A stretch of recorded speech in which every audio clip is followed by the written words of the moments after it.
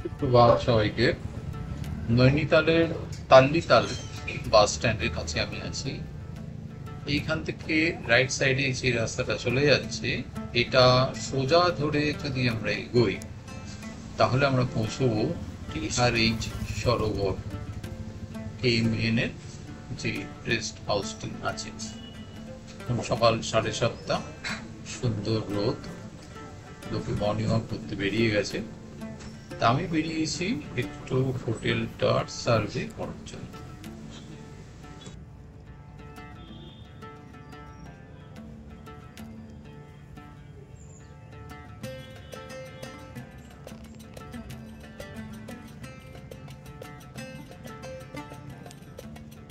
কিছুটা এগোনোর পরেই একটা ইন্ডিয়ান অয়েলের ছোট্ট পেট্রোল পাম্প রয়েছে, তার ঠিক পাশ দিয়ে একটা রাস্তা উঠে গেছে, যেটাই হচ্ছে এই KMN সরোবরে যাওয়ার অ্যাপ্রোচ রোড।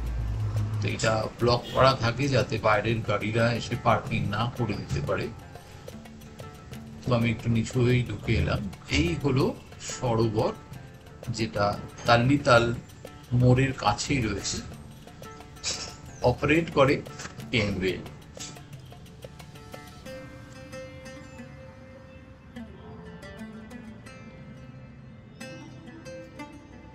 এই রাস্তাটা ধরে কিছুটা এগোনো যাবে, হাঁটতে খুব একটা অসুবিধা হবে না। বেশ সুন্দর ঢালাইয়ের রাস্তা, স্লোপ রয়েছে, সুতরাং বয়স্ক মানুষদের এগিয়ে যেতে খুব একটা অসুবিধা হওয়ার কথা নয়।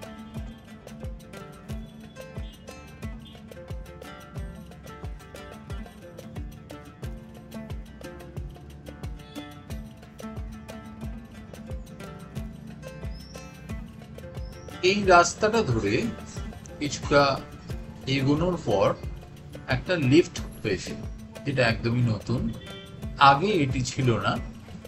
তো এটা কিছুটা হলেও প্রবলেম সলভ করেছে এই তাল্লিতাল সরোবরের, যেটা একটা মেজর প্রবলেম ছিল। আগে যারা ঘুরতে এসেছেন তাদের অনেকের ভিডিওতেই আমি দেখেছি যে এই জায়গাটা মারাত্মক রকমের সিঁড়ি ক্রস করতে হয়।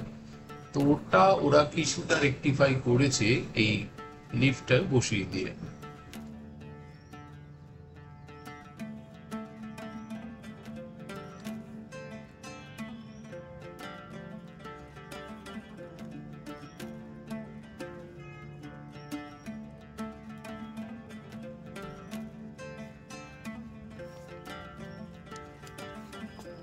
লিফটে করে ওঠা যাক, শুধু একটাই ফ্লোর উঠতে হবে।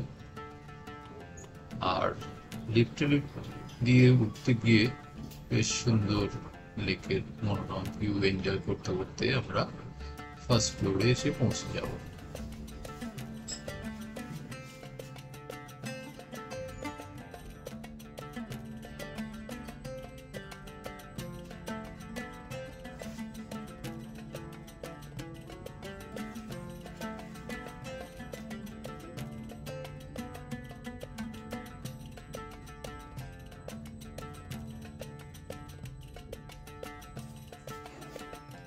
এই আমরা পৌঁছে গেলাম ফার্স্ট ফ্লোরে।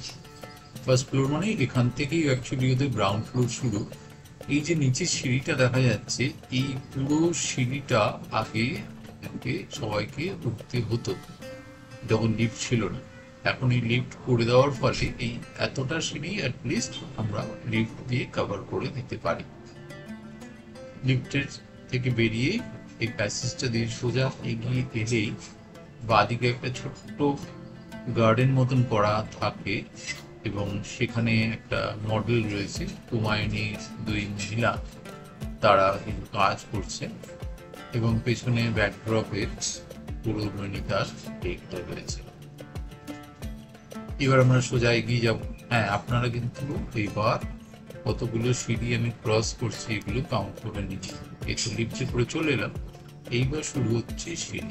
এই হচ্ছে প্রথম ধাপ, চলে এগোলাম, দেন আরেকটা ধাপ, এরকম করে আমরা এগিয়ে চলেছি রিসেপশন। সেইগুলো কিন্তু কাউন্ট করতে বললেন। রিসেপশনটা খুব সুন্দর করে সাজানো। রিসেপশনে ঢুকলেই আমাদের বাদিকে ওয়েট করার জন্য সুন্দর সোফা দিয়ে অ্যারেঞ্জ করা আছে, এবার আমরা আরেকটু সোজা ডান দিকে যে সিঁড়িটা উঠে গেছে সেইটা দিয়ে উপরে উঠবো। সিঁড়িগুলো কিন্তু কাউন্ট করতে বলবেন না।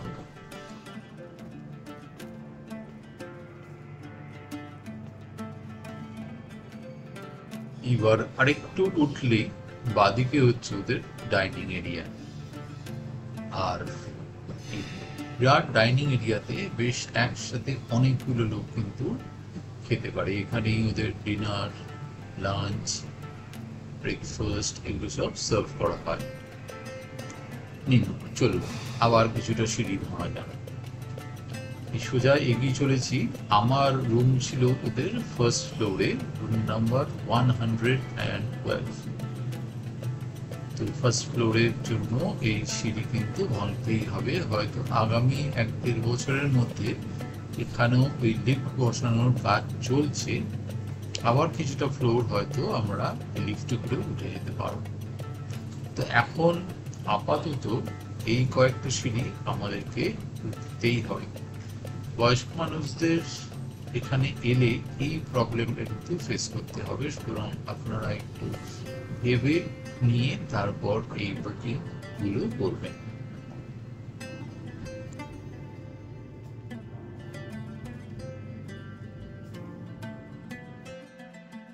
চলুন এবার আমার ঘরটা আপনাদের দেখাই। এই হচ্ছে রুম নাম্বার 112 যেখানে আমি ছিলাম। এটা একটা 4 বেডের রুম। ঢুকেই আপনার দু সাইডে দুটো বাথরুম রয়েছে, একটাতে আপনার ল্যাট্রিন ব্যবস্থা, একটাতে স্নানের ব্যবস্থা, গিজার রয়েছে। পর্দাশড়ির ভেতরে ঢুকলেই দু সাইডে দুটো খাট রয়েছে, 4 জন আরামসে শুতে পারেন। আমরা 3 জন ছিলাম তাই এই 4 বেডরুমটা নিয়েছি। একটা বড় আলমারি রয়েছে।